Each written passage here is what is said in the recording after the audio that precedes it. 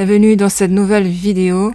Donc on se retrouve aujourd'hui dans cette vidéo pour voir un petit peu toutes les plantations qu'on avait faites au mois de juillet. Donc pour rappel, j'avais fait fouiller plein de trous pour y installer des grands sujets, des arbres fruitiers notamment.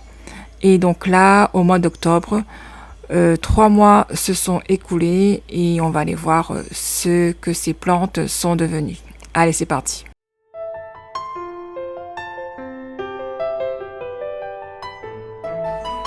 Donc de la catégorie plantes improbables que j'ai installé ici au jardin de Nymphéa, on a les érables du Japon. Donc celui-là, l'érable Purpureum, il a perdu sa couleur verte pour devenir totalement pourpre. Comme son nom l'indique, érable Purpureum. On n'a pas eu de chute de feuilles, on n'a pas eu de nouvelles pousses non plus. Donc là, on va attendre d'ici quelques mois. J'espère qu'on va avoir une autre évolution au niveau des feuilles. Derrière, on a l'érable Butterfly, Silver Sensation. Donc la couleur argentée de départ est devenue un petit peu rosée, un petit peu cuivrée. Là aussi, toutes les feuilles sont restées, quasiment toutes les feuilles sont restées, mais pas de nouvelles pousses non plus.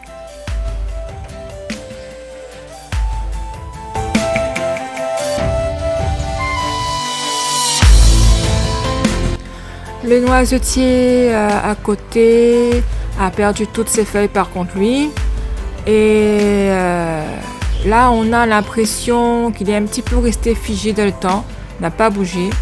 À part ces petits boutons là qui pointent là au niveau des branches. Donc érable du Japon, noisetier, tout ça. On attend d'ici quelques semaines pour voir s'il y a une évolution au niveau des feuilles.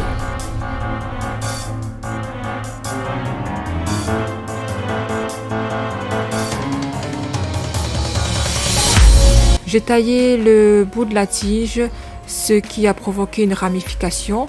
Donc là, normalement, il doit faire des branches assez rapidement et des feuilles assez rapidement. En face, on a le poirier. J'ai l'impression qu'il est un petit peu malade, je sais pas, mais j'ai l'impression qu'il a une espèce de une fine couche de fumagine au niveau des feuilles et même sous le revers on a des cochenilles noires.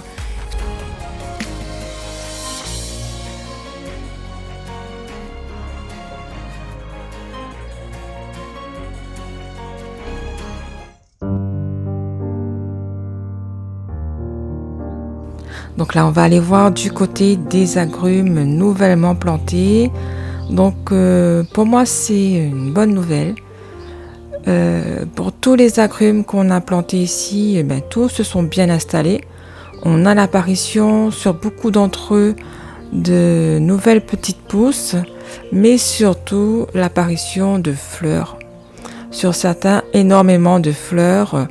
Donc on espère que toutes ces fleurs vont tenir. Et l'année prochaine, si tout cela tienne, on aura au jardin des nouvelles variétés d'agrumes à goûter.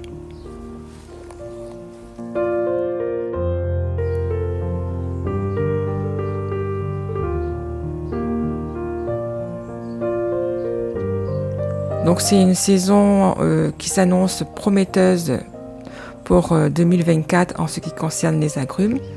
Parce que même sur les plus vieux sujets, on a beaucoup de fleurs là en ce moment qui apparaissent sur les orangers, sur les tangors. Donc on espère avoir beaucoup d'agrumes pour 2024.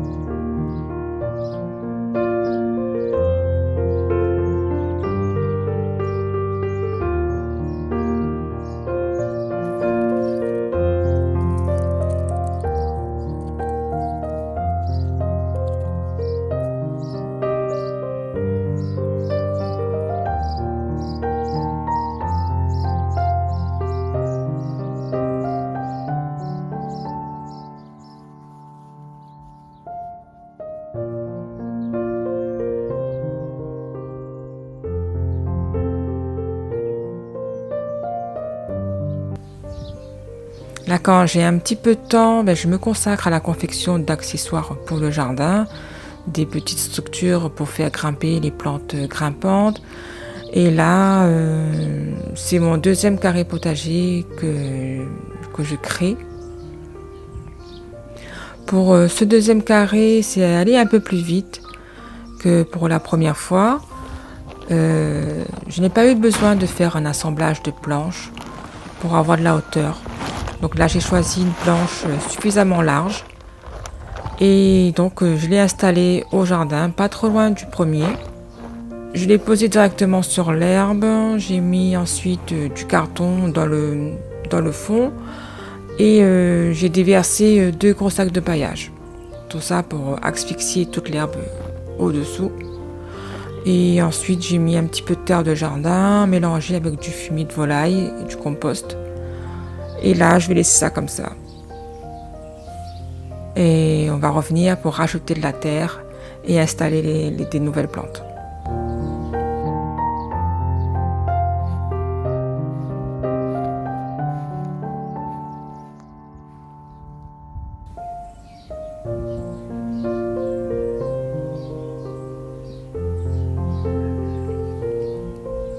Alors, nos glaïeuls méditerranéens, ça nous a fait très plaisir au jardin. On était très contents, de jolies fleurs, des jolies couleurs.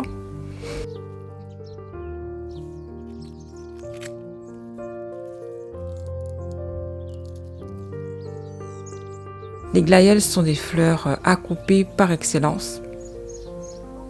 Donc à mettre dans des jolis vases.